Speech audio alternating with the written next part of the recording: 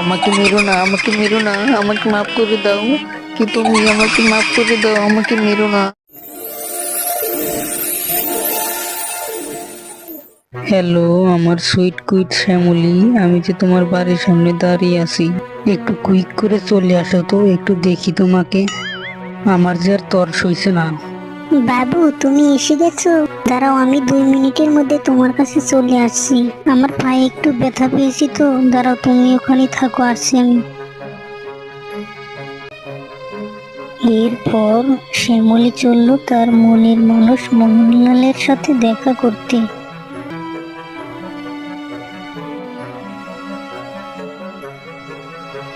কি গো মোহনলাল, এতদিন পর তোমার শ্যামলীর কথা মনে পড়লো বুঝি? কতদিন হয়ে গেছে আমার সাথে তো আর দেখাই করো না।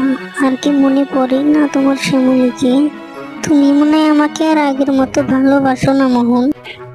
তুমি কি বলছো শ্যামলী? তুমি ছাড়া আমার আর কি আছে? তুমি ছাড়া আমি আর কার কাছে যাব বলো? তুমি তো আমার সব, শোনো। থাক, আর মিষ্টি কথা বলতে হবে না, চলো আমার সাথে।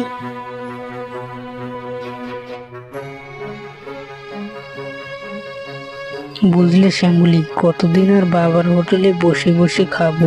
এখন কিছু একটা করতে হবে আমায়। ভাবছি চাকরি বাকরি কিছু একটা করব। তোমার আবার চাকরি করা লাগবে নাকি? তোমার বাবার কি কম আছে? তোমার বাবার ব্যবসায় দেখাশোনা করলেই তো পারো, টেনশনের কি আছে? শুনছো গিন্নি, ছেলেটা কোথায় থাকে? ওকে তো আর দেখাই যায় না। কোথায় ঘোরাঘুরি করে সারাদিন? ছেলেটা কাদের সাথে মেলামেশা করে? খোঁজ খবর কি রাখো কিছু? বাদ দাও তো, ওসব কথাবার্তা আর বলা লাগবে না। তোমার আমার ছেলেকে নিয়ে অত চিন্তা করা লাগবে না। আমার ছেলে অনেক ভদ্র, ওর মতো আর ছেলেই হয় না। তোমার যত সব দুশ্চিন্তা। হ্যাঁ হ্যাঁ, ভালো হলেই ভালো। তুমি যেন আবার বেশি আশকারা দিয়ে দিয়ে মাথায় তুলে নিও না। একটু শাসন করো। হ্যাঁ হ্যাঁ, আপনাকে আর বলা লাগবে না, আমার ছেলেকে আমি দেখবো। আপনি তো আর বাড়িতে থাকেন না। শুনছো গিন্নি, আমি তো ব্যবসার কাজে দেশের বাইরে যাচ্ছি। ফিরতে কয়েকদিন দেরি হবে। দেখে শুনে রে গো, শরীরের যত্ন নিও, নিজের ঠিক মতো খাবারটা খেয়ে নিও। বুঝলে শ্যামলী, আমি যে তোমাকে অনেক ভালোবাসি, কিন্তু এভাবে আর কতদিন মেলামেশা করব? চাকরি বাকরি কিছু একটা তো করতেও পারছি না, আর বাবা মাকে তোমার কথাও বলতে পারছি না। কি যে করি এখন। আমিও তো তোমাকে ছাড়া আর থাকতে পারবো না মোহন। তুমি কিছু একটা করো, নইলে যে অনেক বড় বিপদ হয়ে যাবে। আমারও তো বাড়িতে বিয়ের জন্য চাপ দিচ্ছে, অনেক জায়গা থেকে আমাকে বিয়ের জন্য দেখতেও আসছে। তুমি অত টেনশন করো না শ্যামলী, আমি ভেবে দেখছি কি করা যায়। হ্যাঁ, তুমি এদিক দিয়ে ভাবতে থাকো, আর অন্যদিকে আমাকে অন্য ছেলে বিয়ে করে নিয়ে যাক। চলো শ্যামলী, তোমাকে বাড়িতে দিয়ে আসি। যাকে এতদিনে মনে হয় আপদটা বিদায় হতে চলেছে। এতদিন প্রেমের অভিনয় করে করে একেবারে ক্লান্ত হয়ে পড়েছি। ওর বিয়ে হয়ে গেলে বেঁচে যাই, বিয়ের প্যারা দিয়ে আমাকে বুড়ো করে ফেলেছে।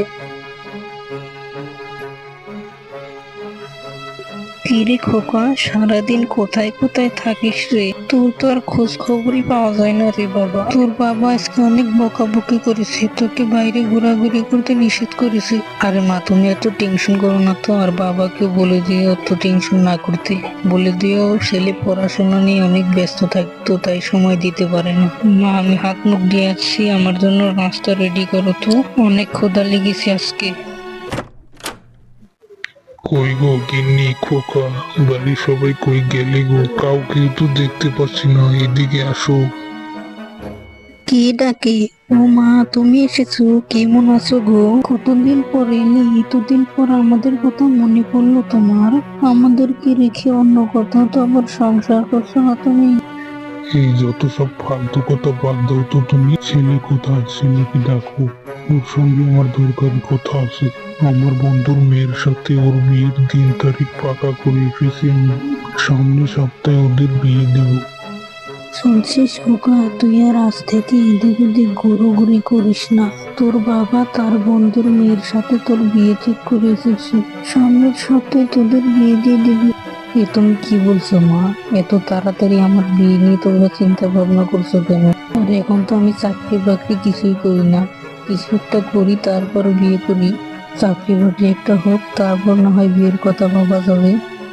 ছেলে আমার চাকরি বাকরি করবে, এই তোর বাবার কি কম আছে রে? এত কথা বলিস না তো, যেটা করতে বলছি সেটাই করো। আর এদিকে মুখ পড়া শিমুলি গর্ভবতী হয়ে পড়ে। আর সে তার ঘরের সামনে বসে বসে অনেক দুশ্চিন্তা করতে থাকে। কি মোহনলাল, তুমি আজকাল দেখি আমার সাথে কোনো যোগাযোগ করছো না, কি হয়েছে তোমার? বাসায় কি কোনো ঝামেলা হয়েছে? আঙ্কেল কি তোমাকে কোনো কিছু বলেছে? বলো আমাকে, কি হয়েছে বলো না মোহনলাল। কিছুই হয়নি, কি হবে আবার? ভালো লাগে না তাই যোগাযোগ করি না। শুধু শুধু এত যোগাযোগ করার কি মানে? এসব ঘন ঘন প্রতিদিন দেখা করা আর ভালো লাগে না, বাড়িতেই বসে থাকি তাই ভালো লাগে। আর আজকে আসছে তোমাকে একটা কথা বলতে। কি হয়েছে তোমার মোহনলাল? তুমি তো আগে এরকম ছিলে না, তুমি হঠাৎ করে এভাবে পাল্টে গেলে কি করে মোহনলাল? এই শ্যামলীকে ছেড়ে তোমার মনে এখন মোহিনীকে জায়গা দিলে মোহনলাল। তোমাকে ছাড়া যে আমি বাঁচবো না মোহনলাল। তুমি বাঁচবে কি মরবে আমি কিচ্ছু জানি না, আমি তোমাকে শুধু বলতে এসেছি আমি তোমার সাথে আর প্রেম করতে পারবো না, ব্যাস। আমার বাবা আমার বিয়ে ঠিক করেছে, সামনের সপ্তাহে আমার বিয়ে, তুমি কোনো ক্যাসাল করো না, তাই তোমাকে বলে দিয়ে গেলাম। তুমি আমার সাথে এরকম অন্যায় করতে পারো না মোহনলাল। আমার গর্বে যে তোমার বাচ্চা, তুমি আমার সাথে এরকমটা করো না। এরপর মোহনলাল নতুন বিয়ে করে বাড়িতে চলে আসলো।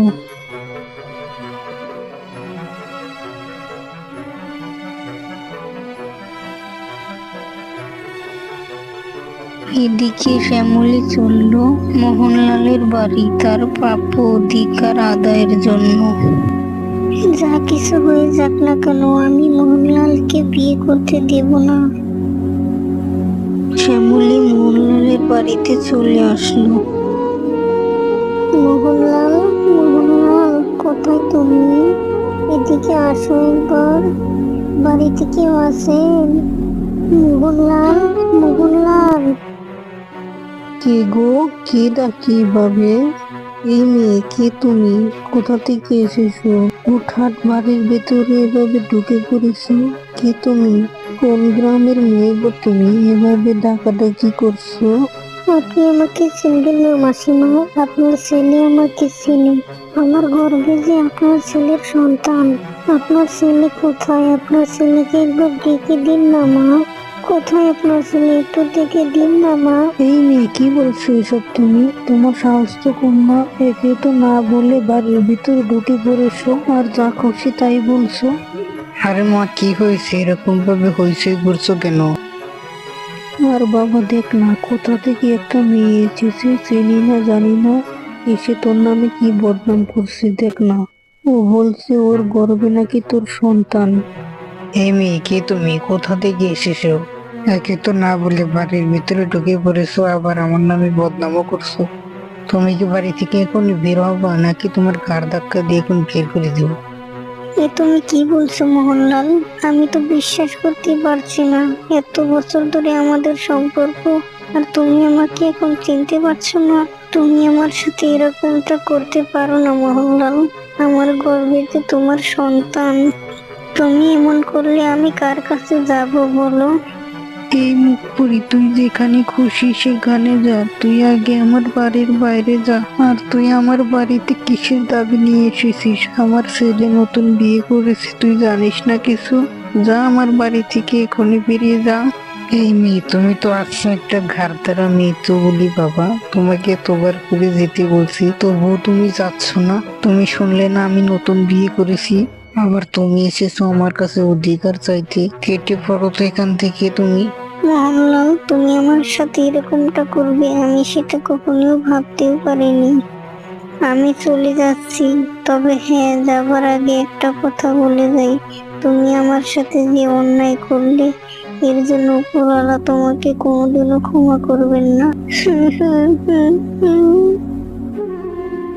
এরপর শ্যামলী বুক ভরা কষ্ট নিয়ে কাঁদতে কাঁদতে দৌড়াতে থাকে। আমার বাচ্চা নিয়ে আমি এখন কার কাছে যাব? এই জীবন রেখে আর কি লাভ? এখন আমি নদীর জলে ডুবে মরবো। এই বলে শ্যামলী নদীর দিকে দৌড়তে থাকে। তারপর শ্যামলী নদীর উপরে ঝাঁপিয়ে পড়ে। কই রে খোকা, কই গেলি? একবার এখানে আয় তো, তোর সঙ্গে কথা আছে। কি হয়েছে মা? আমাকে বলো না, আপনার ছেলে তো সেই সকালবেলা বাজারে গেছে, ফিরতে একটু দেরি হবে। আমাকে বলুন, ও এলে আমি বলে দেব। শোনো বৌমা, অনেকদিন তো হয়ে গেল তোমাদের বিয়ে হয়েছে, অনেকদিন ধরে বাপের বাড়িও যাও না। ও এলে ওকে নিয়ে একটু তোমার বাপের বাড়ি থেকে ঘুরে এসো তো, এতে তোমাদের দুজনের মনটাও ভালো হবে। ঠিক আছে মা, আপনার ছেলে আগে বাজার থেকে আসুক, তারপর আপনার ছেলেকে বলে বিকালে বেরিয়ে পড়বো। ও, তোমাকে কতবার করে বললাম অত সাজগোজ করা লাগবে না, এখন দিলে তো দেরি করিয়ে। এমনিতেই তো সন্ধ্যা হয়ে গেছে, আবার শুনেছি না এই জায়গাটাও নাকি ভালো না, এখানে তো শ্মশান ঘাট। একটু চোখ কান খোলা রেখে হেঁটো, আমার তো ভয় ভয় লাগছে। ও মা গো, ও বাবা গো, মরে গেলাম গো। যেখানে ভূতের ভয় তো কি, যেখানে বাঘের ভয় সেখানে সন্দেহ হয়। আবার কি হলো তোমার চোখে, কি হলো? শোনো না, হঠাৎ করে কেমন যেন ডান চোখটা ব্যথা করে উঠলো, আমার মন কেমন কু ডাকছে গো।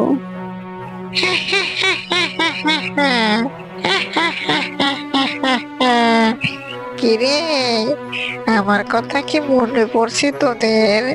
তোদের মন কু ডাকছে বললি, নে মনে মনে আমাকে ভাবলি আর আমি এসে গেলাম। বল কি বলবি, বল এবার। ও বাবা, আবার পালাচ্ছিস কেন? দাঁড়া, আমি আছি তোদের সাথে, এখনই আসছি, দাঁড়া। পালিয়ে কোনো লাভ নেই রে। ওরে বাবা গো, মেরে ফেললো গো, পিকনিতে তাড়া করেছে গো, বাঁচাও। আমাকে মেরো না, আমাকে মেরো না, আমাকে মাফ করে দাও। কি তুমি আমাকে মাফ করে দাও, আমাকে মেরো না, আমাকে ক্ষমা করে দাও। কে আছো গো? আমার স্বামীকে পিকনিতে মেরে ফেললো গো, আমার স্বামীকে বাঁচাও, তোমরা কে আছো? কিরে, চিনতে পারছিস আমাকে? বলতো আমি কে? তোর সাথে তো আমার অনেক বোঝাপড়া আছে, তোর এখনই গার মটকাবো। দয়া করো পিকনি দিদি, তুমি আমার স্বামীর ক্ষতি করো না, তুমি আমার স্বামীর বদলে আমার জান নিয়ে নাও, তবু আমার স্বামীকে ছেড়ে দাও দিদি। পিকনি দিদি, তুমি আমার এত বড় সর্বনাশ করো না, তুমি আমার কাছে যা চাও তাই নিয়ে নাও, কিন্তু আমার স্বামীর এত বড় সর্বনাশ করো না, দয়া করে দিদি। কি বলবি তুই আমায়? আর একবার বল তো শুনি। দিদি, তুই আমার মনটা খুশি করে দিলি রে বোন। যা, তুই যেহেতু আমাকে দিদি বলে দেখেই ফেলেছিস, তাহলে তোর স্বামীকে আমি আর মারবো না। যা, তোর স্বামীকে নিয়ে তুই বাড়ি চলে যা। এই শোন, আমার বোনকে যদি কোনোদিন কষ্ট দেস তাহলে তোর গার মটকে দিব। চললাম রে বোন। এরপর মগন আর তার বউ সুখে শান্তিতে দিন কাটাতে লাগলো।